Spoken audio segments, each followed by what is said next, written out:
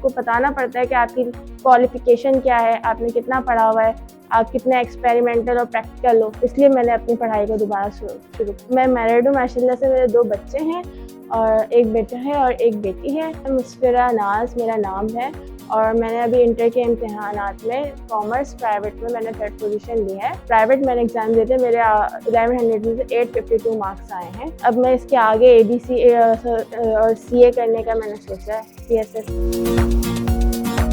शादी के बाद पढ़ना मुश्किल है, लेकिन सबसे ज़्यादा ज़रूरी होता है इसमें आपको टाइम मैनेजमेंट। टाइम मैनेज कर लो। थोड़ा तकलीफदेह होता है, कभी दिल नहीं चाह रहा, थकान हो रही है, लेकिन आपने अपनी चीज़ें मैनेज करके चलनी है, कैलकुलेटेड रहना है, तो फिर आप काम कर सकते हैं।